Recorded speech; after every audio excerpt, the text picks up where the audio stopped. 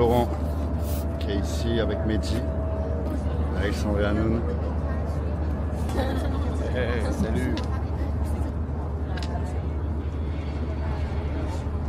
Voilà Guangzhou by night. On a beau dire, c'est très joli avec les lumières.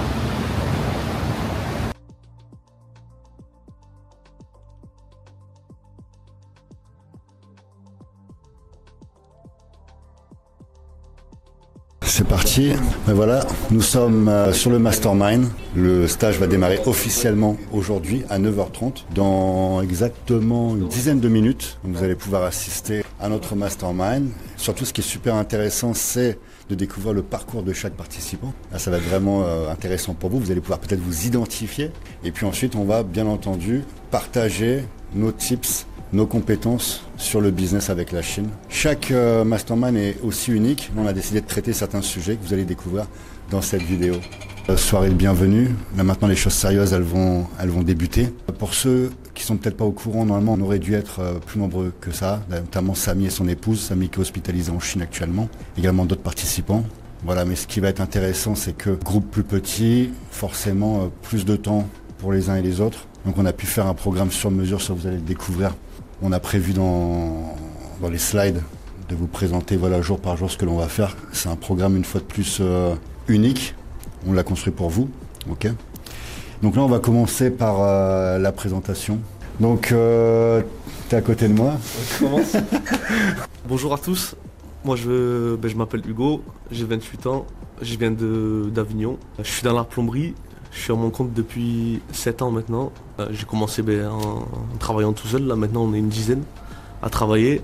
Et du coup je suis venu en Chine pour essayer de trouver des fournitures en lien avec la plomberie. Des meubles de salle de bain, des WC, bac à douche, robinetterie. Et puis voilà. J'ai eu l'idée de venir ici en fait parce que je travaillais pour un promoteur qui ramène du matériel de Chine depuis 20 ans ou 30 ans. Okay. Mais qui n'a jamais voulu nous dire comment il faisait. Okay. C'était les secrets bien gardés. Du coup voilà. Comment j'atterris ici. Bienvenue à toi, merci pour ta confiance. Bonjour à tous, je m'appelle Alexandre, j'ai 25 ans et je suis de Grenoble. Je suis ici parce que je suis accompagné depuis un peu plus d'1 an par GITC sur le matériel de fitness, tout ça.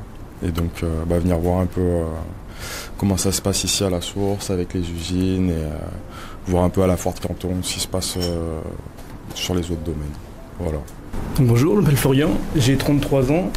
Donc j'ai un parcours un petit peu atypique puisque j'ai été abandonné à 10 ans, donc ce qui m'a forgé un gros caractère. Donc depuis que j'ai 10 ans, donc je suis tout seul.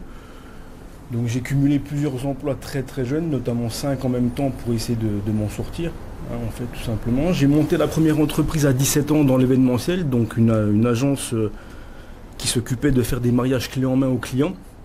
J'ai commencé comme ça. À 20 ans, j'ai eu une discothèque avec 27 salariés, alors que je connaissais pas du tout le monde de la nuit, c'est ce qui me passionnait, en fait, vraiment. Ça m'a beaucoup appris. Ensuite, j'ai monté 2 magasins de nutrition, donc les protéines et puis les boissons de récupération pour les sportifs. Et en même temps, j'ai commencé l'immobilier dans le locatif, donc je me suis formé dans la partie locative. Donc à 27 ans, j'ai réussi à acquérir une 30aine d'appartements en location, que j'ai refait et puis que j'ai loué. Et après, naturellement, en fait, ça m'a ouvert la porte au marchand de biens, donc à l'achat-revente, qui est beaucoup plus rentable. Et puis je suis aujourd'hui ici pour créer ma propre marque de maison et également ma propre marque de matériaux de construction. Voilà. Bonjour à tous, moi c'est Olivier, j'ai 26 ans, j'habite Paris. Je travaille dans un magasin d'alimentation depuis mes 18 ans. J'ai toujours été inspiré par l'import-export. Aujourd'hui, j'ai décidé de me former et de venir en Chine avec le groupe JTC pour voir un peu ce que c'était, voir la foire de Canton, avoir peut-être des idées de business, voilà exactement. Voilà. Bonjour à tous, je me présente Haroun, 39 ans, père de famille. Je travaille dans le transport. J'ai fait un peu de logistique. J'ai une petite expérience dans l'importation, j'ai fait un peu d'e-commerce. Je suis là pour participer à ce stage en immersion à la foire pour pouvoir voir les produits de plus près et saisir les opportunités qui me seront présentées. Voilà, merci à tous. Bonjour, donc Yves Baron, membre GITC grâce à la rencontre avec Fabien et avec Mehdi qui a été une rencontre pour moi primordiale. Je suis issu du milieu du spectacle, donc nuit en commun avec Flo, et puis spectacle de scène, etc. Artiste de scène au départ. Ensuite concepteur d'événements, directeur artistique. Je mettrai l'accent sur le mot performance, qui est un mot qui relie en fait l'univers à la fois du sport, de l'entrepreneuriat et puis de la scène. Parce que vous dites ça en anglais, une performance, performance. Et c'est sur ce terrain que j'ai rencontré Fabien. D'abord à travers les réseaux sociaux, je trouvais que c'était lui aussi un performeur dans son style. Voilà, dans la puissance, dans la détermination, dans la constance aussi. Ce que j'aime beaucoup chez Fabien, c'est une constance très très forte. Et ces valeurs-là nous ont soudés, je pense, à travers les années, à travers aussi les rencontres dans le sport, les salles de sport. Et donc la constance, toujours la constance, c'est le père la constance, Fabien. Il est constant. Voilà, son signe astrologique, c'est Taureau, c'est ça. Donc constant, forcément. Et donc voilà, donc il m'a inclus sur ces valeurs communes dans l'aventure GITC. Et voilà, donc constance, détermination, passion. Et voilà, on est tous là pour ça, je crois. Oui. Je t'en prie. Merci.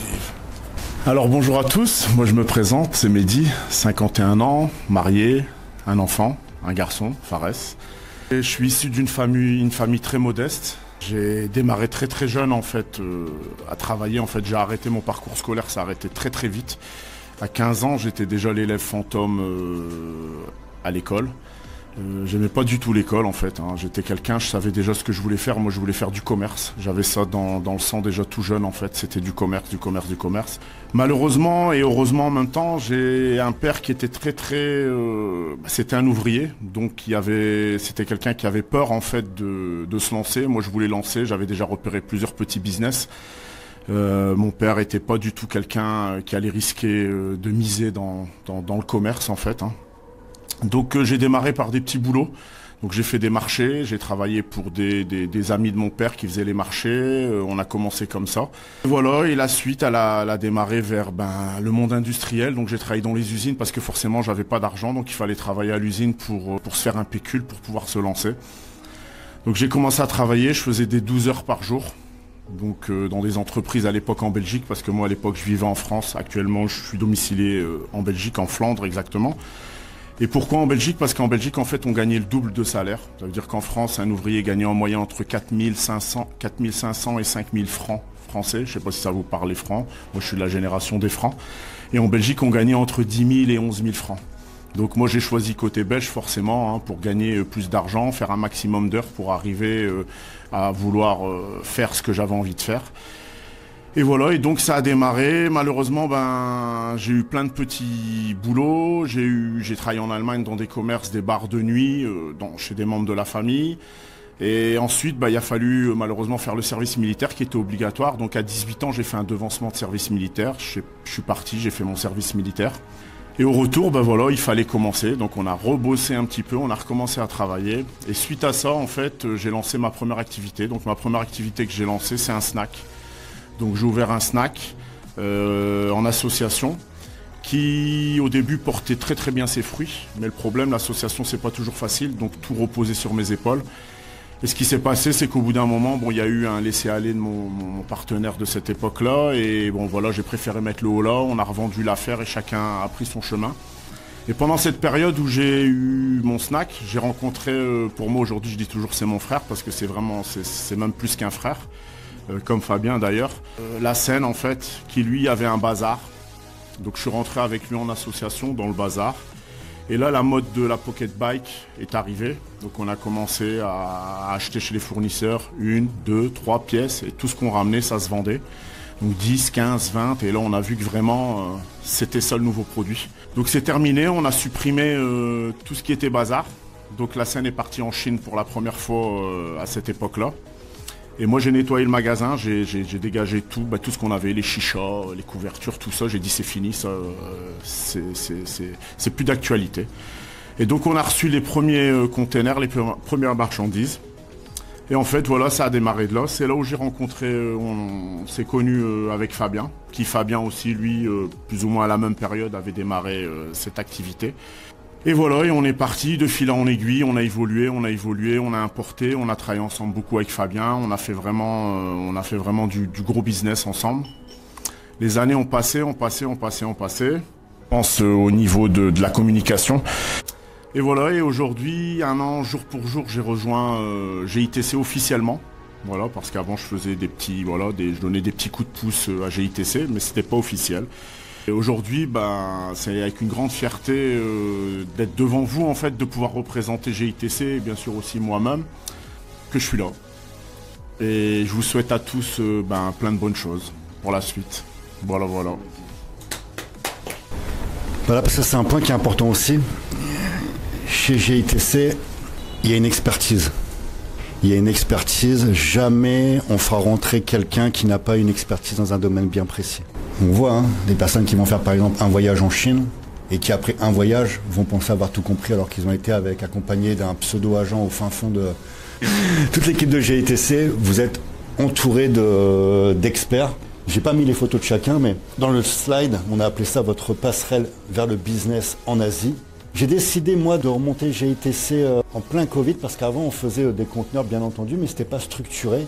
Personne ne pouvait entrer en Chine, donc là, on a dit, OK, on a une carte à jouer, faire marcher nos réseaux. On s'est associé avec Lily sur la partie chinoise, avec Adam, que vous allez voir, qui aujourd'hui est manager d'une usine. Et nos services chez GITC, je vais la faire vraiment très court, que vous puissiez un peu comprendre le fonctionnement. On fait des sourcings. Ça vous permet de trouver les bons produits au bon prix avec des négociations avec les usines. Accompagnement, comme vous assistez actuellement à la foire de Canton, on a fait également la Turquie. On fait des consultings stratégiques pour import-export. Je suis également consultant pour des entreprises chinoises. J'ai installé des entreprises sur Hong Kong. J'ai fait l'Australie, j'ai fait la Grèce, et je dois en oublier encore. Et parfois, ça m'arrive de prendre des missions, où je vais être pendant plusieurs mois. CIO avec une mission bien précise dans l'entreprise. Accompagnement logistique et conformité, parce que ça, j'aime le répéter, l'import-export, bien que certains vont vous dire c'est facile, c'est pas facile. Il y a des normes, il y a beaucoup de normes, conformité, et je rappelle une chose, c'est pas simplement un certificat CE, on va le découvrir au cours du stage, je vais vous l'expliquer, mais un certificat CE, n'importe qui peut vous imprimer un certificat CE. Pas des modifications produits, mais des modifications en rapport avec les conformités obligatoires. Simplement, je ne vais pas rentrer en détail là maintenant parce qu'on est filmé, mais on le verra en privé. On ne va pas non plus donner tous les secrets, les choses à vérifier, mais un truc tout bête.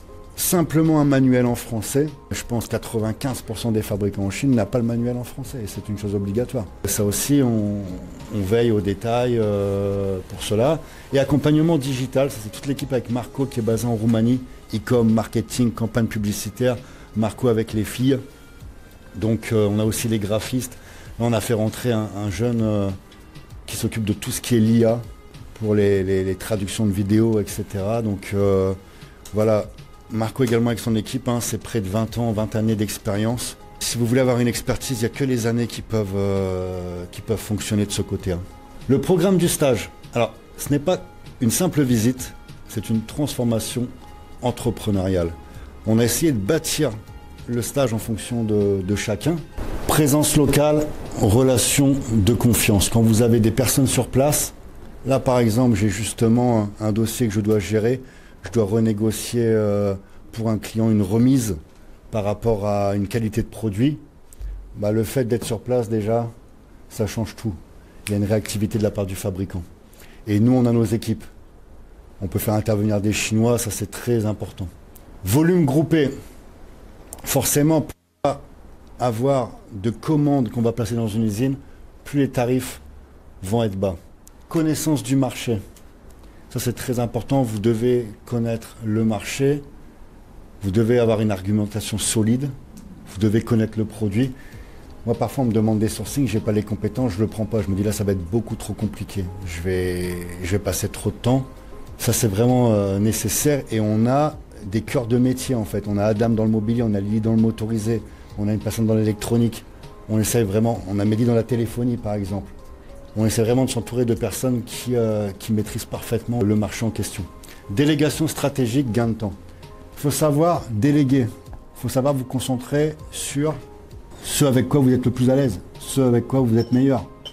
Si vous essayez d'être bon partout, vous allez être bon nulle part. Moi, par exemple, je fais du e-commerce depuis 2005, j'ai jamais monté un site de ma vie. Jamais de ma vie, je vais me casser la tête à monter un site. vu le prix que ça coûte un site, je préfère gérer ça par des professionnels et moi me concentrer sur mon savoir-faire, savoir acheter. Mon savoir-faire, c'est acheter. Je suis un très bon acheteur. La vente, j'ai pris des vendeurs, parce qu'il y a des meilleurs vendeurs que moi. Moi, je suis quelqu'un trop humain, etc. Si je veux un vendeur en magasin, je vais prendre un gars qui ne va pas être comme moi et qui va se concentrer sur vendre. Ça, c'est ma façon de penser. Chacun, savoir acheter, c'est un job. Savoir vendre, c'est un job. Concentrez-vous sur, vous devez savoir, c'est quoi votre talent. Tu te concentres sur ton talent. Le reste, voilà, tac, c'est un investissement. C'est ma façon de penser. Chez GITC, vous avez plein de services. C'est à vous de prendre ce qui vous intéresse. Je vais prendre les campagnes publicitaires, j'ai pas envie de gérer ça. Mais à côté de ça, on peut vous former quand même. Si vous vous dites, je veux quand même comprendre le fonctionnement, savoir qu'est-ce que je paye, comment ça fonctionne, il y a cette option-là aussi. Parce que les personnes se disent aussi, moi après, j'ai envie de gérer de mon côté, quoi. Donc ça, c'est important. Traduction et cadrage des deals, zéro malentendu. On demande parfois parce qu'il y a des usines où vous avez justement que le boss qui parle en chinois. Donc ça, on a Lily qui peut intervenir là-dessus pour... faut savoir que c'est pas la même discussion. Un oui en Chine, c'est pas un oui en Europe non plus, quoi. Il faut savoir vraiment comprendre... c'est vraiment de la petite chirurgie en Chine. C'est vraiment délicat. Et puis, en Chine, la négo, c'est un jeu d'équilibre et de patience. Si vous voulez acheter et que vous êtes trop direct avec le fabricant, vous ne serez jamais en position de force. Il faut savoir prendre son temps. On demande des tarifs, c'est pour ça que nous, c'est notre travail en interne.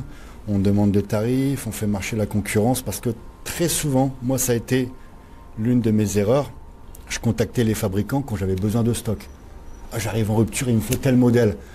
Ben là en fait le fabricant il sait de toute façon que tu es en rupture, il sait que tu vas acheter, donc en négociation de prix vous pouvez quasiment rien faire. Il faut prendre du temps en amont, plusieurs mois en avant. Tu peux me faire un devis sur ça, bon voilà c'est un petit peu cher, je vais demander à telle usine, vous laissez un petit peu dormir. C'est de la patience en Chine. Parfois nous c'est des semaines pour peut-être 50 centimes. C'est 50 centimes de remise sur un produit, parfois c'est 1%. Mais en fait voilà, ça fait partie de la négociation, c'est un art, il faut aller jusqu'au bout. Alors attention aux arnaques. Un jour vous allez recevoir un mail. De la même manière il va y avoir une lettre ou une modification pour justement vous envoyer faire un paiement ailleurs. Ça arrive régulièrement. Moi-même, mon entreprise, pas GITC, Dieu merci, je touche du singe. On fait très attention, mais à l'époque de Tendance, j'étais en voyage, déplacement. Mon équipe elle a reçu un mail. Il y a eu 50 000 $ qui ont été envoyés et l'argent a été perdu. On a lancé des procédures, mais l'argent est perdu quand c'est comme ça. Donc faites très attention à ça. Attention aux usines fantômes aussi, on en voit même sur Alibaba, des personnes qui vous proposent les canettes de boissons, les choses comme ça, avec des prix, voilà, défiant toute concurrence, ça c'est faux. Faux certificat CE aussi, ça je vous l'ai dit, c'est commun. Un certificat CE ne vaut rien si vous n'avez pas le rapport de test. Rapport de test obligatoire. Un CE, ça ne veut absolument rien dire. Ça, c'est vraiment très important. Je vais le dire maintenant parce que je risque de passer dessus. Quand on vous dit, des personnes, l'import-export, c'est facile. Généralement, quand ces personnes vont vous dire que c'est facile, elles n'ont jamais fait un conteneur. Encore aujourd'hui, à chaque conteneur, je fais très attention, c'est pas facile. Mehdi a eu plusieurs business, il pourrait vous le dire. L'import-export, c'est très compliqué au niveau des certificats. Il faut savoir que même si vous avez un certificat CE avec le rapport de test, la douane française a le droit de remettre en question le rapport de test et le rapport CE. Peut-être parce que le laboratoire, il n'est pas assez connu, par exemple. Ou alors peut-être parce que le test est trop vieux. Un test d'il y a 5 ans, les douanes vont vous dire, forcément le fabricant, au bout de 5 ans, il a dû changer des pièces dans le produit. C'est pas possible d'avoir une continuité pendant 5 ans. On va vous redemander de passer des tests, par exemple. Donc ça, il faut vraiment faire très attention. Nous, on est en contact permanent avec les douanes en France, les agents en douane, pardon, et puis les usines. On fait très attention. Le rapport de test, alors généralement quand tu as un rapport, c'est toujours le même laboratoire. C'est la Chine qui passe les tests en laboratoire. Okay. Mais par contre, un exemple, vous allez importer, j'ai une bêtise, vous créez une caméra comme ça, ok, fabriquée en Chine, c'est un succès, vous en vendez des millions de pièces, les douanes et la DGCCRF vont vous dire maintenant c'est à vous de passer le test en France. On veut s'assurer, vous avez un gros débit, on veut s'assurer que le test de l'usine est en conformité. Donc là, vous avez le laboratoire national d'essai, le LNE, sur région parisienne, où là, vous allez avoir le... Et là, par contre, vous êtes tranquille, vous avez votre test et là, ça passe crème. Il faut savoir que demain, vous importez un produit, par exemple. Vous importez un produit avec un... Vous ne le savez pas, hein, faux certificat CE. Ça passait à la douane. Vous pensez certainement que vous êtes sorti d'affaires, ce n'est pas le cas. La DGCCRF, elle vient dans votre commerce, dans votre entrepôt. Elle va analyser, elle voit qu'il y a quelque chose qui ne correspond pas. La DGCCRF va vous dire, le stock, il est bloqué. Vous repassez tout ça, ils prennent un échantillon et ils le passent en test. Vous n'êtes pas tiré d'affaire, c'est pas parce que c'est des douaniers qu'on est tiré d'affaire. C'est pour ça qu'il faut faire très attention, la team. Donc vérification du fournisseur, ça c'est obligatoire chez nous. On peut se déplacer, on envoie, c'est Lily, Adam, enfin l'épouse d'Adam maintenant que vous allez découvrir également. S'il y a un virement par exemple, on se fait avoir dans les comment dire, les paiements bancaires, c'est pour ça qu'on fait très attention. Ça c'est notre responsabilité, c'est une garantie qu'on donne. On ne peut pas donner de garantie bien entendu sur les douanes par exemple. Vous avez un conteneur, on a tout fait carré. Les douanes disent on veut que vous repassiez le test. Ça c'est la responsabilité de l'importateur, quoi. Démarche qualité et conformité, voilà, ça on fait très attention. De toute façon, il n'y a rien qui part de chez nous sans qu'il y ait des discussions avec agents douane, transitaires, pour bien s'assurer de la conformité des produits, de la qualité des produits aussi. Après, on n'est pas à l'abri, hein, ça on l'a vu par exemple sur un produit avec Alexandre, et ça arrivait, moi ça m'est arrivé aussi, ça arrivera toujours, quand il faut savoir qu'aucune usine ne produit à 100% l'ensemble de son catalogue. Par exemple, vous allez aller voir une usine de quad, ils vont tout produire, sauf ils vont prendre un quad homologué, les grosses cylindrées, bon, on sait qu'ils fabriquent à Chongqing. Donc l'usine a un accord avec le fabricant de Chongqing et elle distribue ce modèle-là. L'usine de matériel de musculation va avoir sa gamme de produits et ensuite elle va élargir son catalogue avec des collaborations avec les fabricants. Ça fonctionne comme ça en Chine dans tous les produits, quoi. Par exemple, les usines de moto vont vous proposer des casques. Elles ne produisent pas les casques. Mais on en a besoin pour... Et la particularité de la Chine, c'est que ce sont des assembleurs. Les Chinois, les usines achètent des composants, des pièces détachées à une usine qui fabrique par exemple, on va prendre le téléphone, il y a une usine, elle fait que les écrans, comme le smartphone en fait. C'est des assembleurs, on dit assemblés en Chine. Il y a un fabricant qui fait les écrans, un qui fait les cartes puces, les cartes mères, Mehdi pourrait mieux expliquer que moi. Et en fait, après, ils assemblent. Et c'est comme ça pour l'ensemble des usines. Et parfois, il y a une usine qui va dire, moi, j'investis dans les moules, par exemple, pour les motos. J'ai fabriqué mes propres carénages. Donc là, c'est ces machines pour les moules. Mais sinon, la plupart du temps, c'est tout simplement de l'assemblage, hein. Donc, normes et sécurité, ça, on échange avec les douanes. Les douanes vont nous dire, on a besoin de ça, on a besoin de si tel produit, attention. Aussi la DGCCRF, s'il y a des accidents avec un produit bien précis, ils vont durcir. Donc ils passent le mot aux douanes. Tout ce qui rentre, là, il faut vraiment regarder. Donc ça, on a les infos aussi. Risque financier en cas de refus de douane. Vous connaissez un petit peu le principe.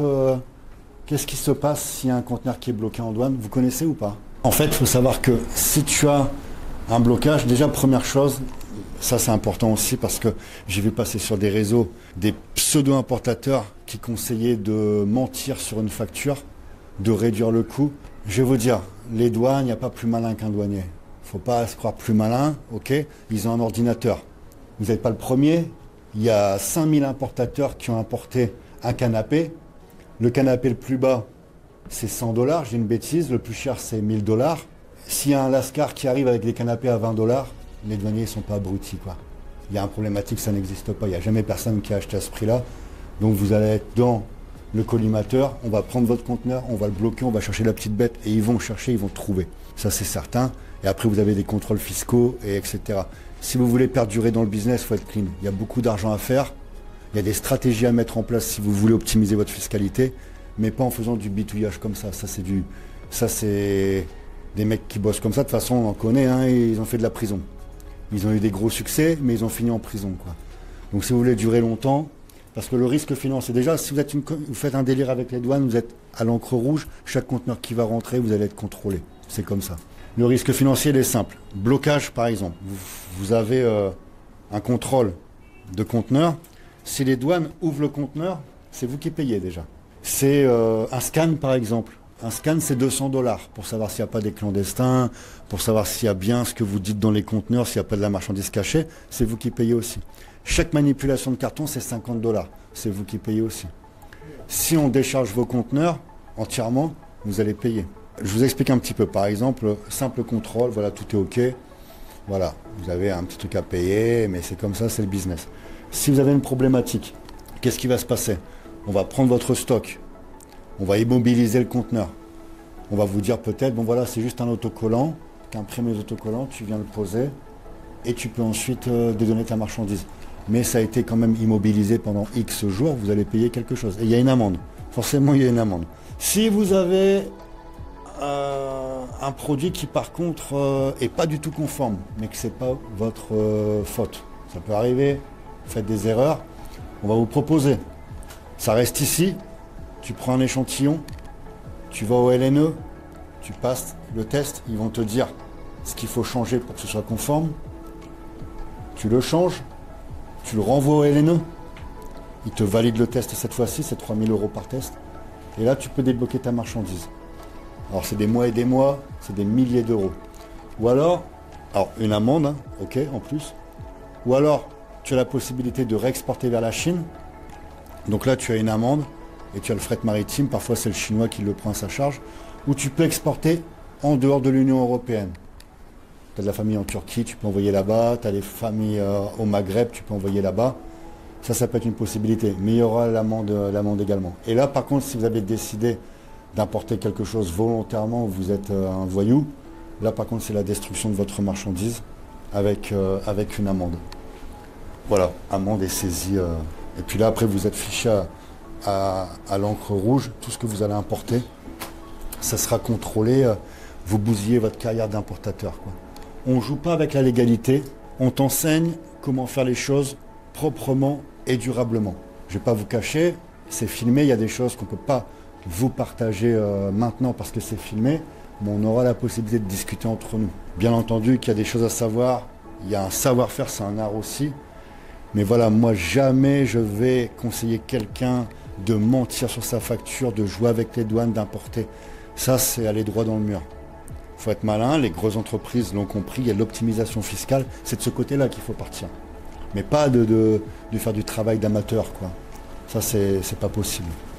Il faut savoir une chose, les amis, ça c'est pareil, vous voyez beaucoup de vidéos passer sur les réseaux sociaux où on vous montre des produits qui sont sur le marché. Alors déjà, avec des produits sur le marché, bien entendu que le prix qui est proposé et le prix que vous allez revendre en France, vous allez gagner de l'argent. Mais c'est pas comme ça qu'on fait le business, il faut aller chez les fabricants. Nous, on va sur Foshan, dans les showrooms, pour voir les tendances. En fait, comme il y a toutes les marques qui sont réunies, tous les fabricants, ça nous permet de voir des choses, sinon si on veut faire toutes les usines, on perd du temps. C'est ce qu'on va faire avec justement ta famille de produits, dans les sanitaires, les baignoires, etc. On va aller dans un endroit où il n'y a que des showrooms. Tu vas choisir les produits qui t'intéressent, les designs qui t'intéressent, et après on remonte au fabricant. Parce qu'il faut savoir par exemple qu'un canapé, un fauteuil qu'on va vous proposer à 300 ou 400 $ sur Foshan, c'est pour le marché chinois. C'est pour les personnes qui ont un conteneur à faire, qui vont prendre une petite pièce par-ci par-là, beaucoup des chefs d'État africains par exemple. Mais en fait, aucun importateur n'achète dans ces marchés. Il n'y a pas de business à faire sur les marchés. Il faut aller aux fabricants. Quelque chose que vous voyez à 300 $, on va peut-être l'avoir, nous, à 200 $ ou 150 $ en Chine, parce qu'on achète sur un conteneur complet. Il y a des business, bien entendu, où vous ne pouvez pas faire autrement. Par exemple, dans la téléphonie mobile, on ne peut pas travailler en direct avec des fabricants. Si vous faites le fabricant d'écran, par exemple, Mehdi pourrait témoigner, il va te demander combien de pièces, Mehdi. Il faut être un fabricant. C'est pas possible. Si tu veux vraiment travailler avec eux, il faut toi fabriquer tes téléphones. Sinon, on va te demander des centaines de milliers de pièces. Donc là, oui, sur ce type de produits, on achète sur les marchés. Mais tout ce qui est par rapport aux meubles, par rapport aux motos, par rapport aux quads, on doit acheter aux fabricants. Donc, marque OEM et sur mesure, en fait, OEM, c'est la personnalisation. Ah, okay. Ça te permet de mettre ton logo, ta marque, ton packaging. Ça, c'est ce qu'on fait sur les produits importé avec GITC.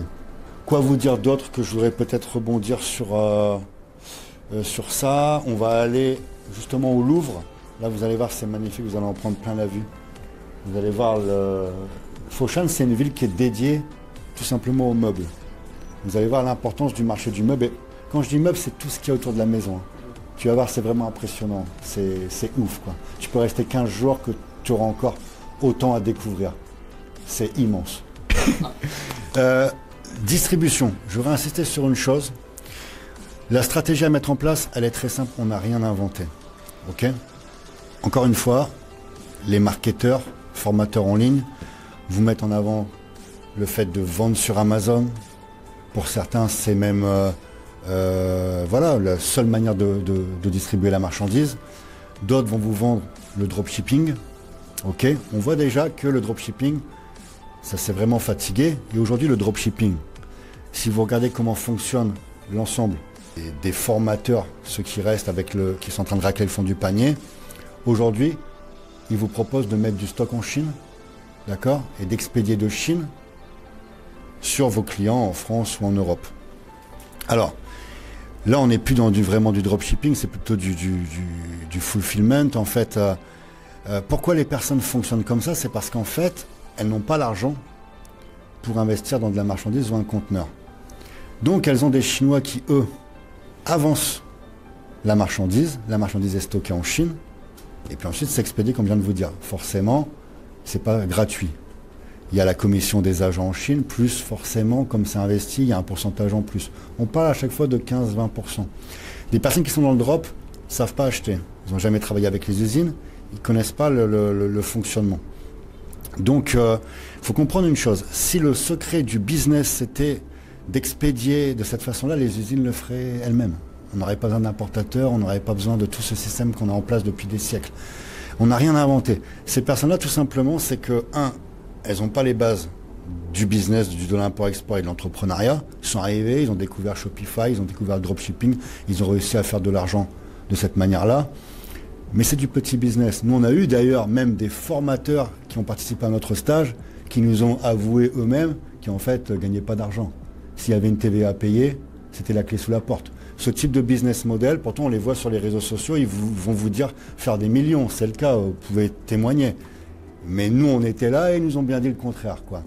Et en fait, si vous, ce business model, si les dropshippers avaient une entreprise en dur avec un loyer, avec un entrepôt, ils n'arrivent déjà pas à payer la TVA. Leur gain financier, c'est sur cette économie de TVA. Ils seraient déjà morts depuis très longtemps. Donc le dropshipping aujourd'hui, quand on arrive à un point à te dire j'ai un stock en Chine qui est stocké, en fait, tu n'as pas pigé le business. Ton stock, il doit être en France. Tu dois être livré en 24 heures. Là, je veux dire, c'est logique. Plus tu vas livrer vite, plus tu vas faire de business. Là, quand ça part de Chine, tu as au moins une semaine. Et puis, tu n'as pas de contrôle. Tu n'as pas de contrôle qualité. Tu ne sais pas ce qui a été envoyé. Tout ça, c'est du bidouillage. En fait, on voit que malgré tout, à l'époque, ça partait d'AliExpress. On voit que ça commence à se structurer. Mais le secret, il est là, c'est de faire venir en conteneur. Tu fais venir en conteneur, déjà, tu as un prix d'achat que les dropshippers pourront jamais avoir avec leurs agents, parce que leurs agents sont des semi-grossistes. Et ensuite, tu l'importes. Donc tu as le prix de la quantité, plus rendu chez toi, le stock sur place, c'est la stratégie gagnante, quoi. Soyez pas, je sais que certains d'entre vous regardent les réseaux sociaux, mais je pense que vous avez une certaine maturité, mais moi je dis toujours, c'est du marketing. Ces personnes-là sont juste là à vendre du marketing. Comme quelqu'un qui va vous dire, il faut bosser qu'avec Amazon. Amazon te prend 20%. Plus les retours, etc. Parce que le client est roi chez Amazon, le vendeur, il n'a rien à dire. Si tu calcules les retours, tu es plus à 30-40% en fait. Il faut regarder sur la totalité, pas sur seulement la vente, quoi. Donc en fait, quand tu es importateur, tu peux utiliser Amazon. Mais c'est un canal de distribution comme un autre. Quand tu es importateur, c'est très simple. Tu fais du B2C. Le B2C, ça va être à la fois la vente aux particuliers dans ta zone de chalandise. Le Bon Coin, c'est un site qui est connu depuis des années, mais on fait un maximum de business avec ça en local. Les marketplaces comme Facebook également. En B2C, vous avez votre site internet aussi. Vous faites un site web, vous vendez en B2C. Vous avez ensuite le B2B. Ça, c'est hyper important. Vous devez avoir aussi, si vous faites venir du conteneur, vous avez la possibilité de vendre à des grossistes. Vous développez un réseau de revendeurs. La marge, elle est moindre, mais ça vous assure une trésorerie immédiatement. Et on utilise les marketplaces, mais pas que Amazon. Nous, par exemple, on va utiliser tout ce qui est posé. On peut être avec Rue du Commerce, on peut mettre sur Conforama suivant les produits. On met sur Amazon. Ça, Alexandre, je pense qu'avec l'équipe, vous avez déjà envoyé sur plusieurs marketplaces. Ce que je voulais dire, c'est que par exemple, rien qu'avec le Bon Coin, certaines personnes vont peut-être pas prendre forcément ça au sérieux parce que c'est un gros marché de l'occasion, tout ça, mais nous, sur du produit neuf, le Bon Coin, ça marche très bien. Et on fait du chiffre, par exemple, comme on parlait avec les dom-tom, ça permet d'avoir aussi un contact avec le client qui n'y aurait pas forcément sur les marketplaces. Et donc on peut par exemple distribuer sur les dom-tom ou le Bon Coin, c'est quand même très intéressant. En fait, on n'a rien inventé dans le business, la team. Sincèrement, c'est toujours le même fonctionnement. Vous avez de la marchandise. La première chose à faire, c'est de vendre. Donc quand tu as de la marchandise qui arrive, tu as acheté au bon prix, ok. C'est quoi le meilleur moyen de vendre?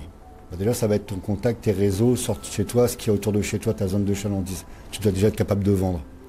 Et puis après, plus tu vas optimiser avec les canaux que je viens de vous citer, et vous allez pouvoir développer votre business, quoi. Mais les chiffres que l'on voit passer, depuis des siècles, c'est le même fonctionnement, on n'a rien inventé. Il n'y a pas de... Si demain, il fallait vendre tout simplement de la Chine au client final, ben l'usine le ferait sans nous. Et il n'y aurait pas besoin d'importateur. Donc il y a quand même un intérêt, si l'importateur a cette position depuis des années, c'est qu'il y a forcément un intérêt et le business fonctionne comme ça, quoi. Ok. Donc voilà pour le mastermind, il est 11h, on est dans le timing.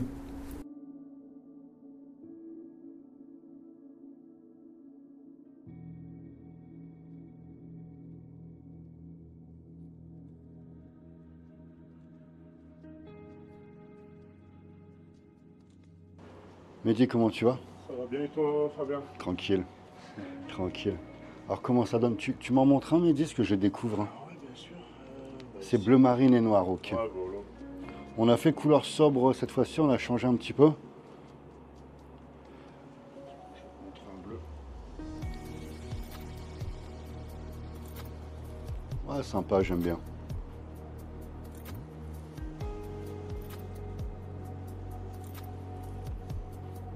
Impeccable. Là c'est parti, c'est la première soirée de l'immersion business en Chine. Nous venons de terminer le dîner. Puis c'est la croisière qu'on a l'habitude de faire à chaque session. C'est toujours un plaisir de la faire et vous allez découvrir tout ça en images.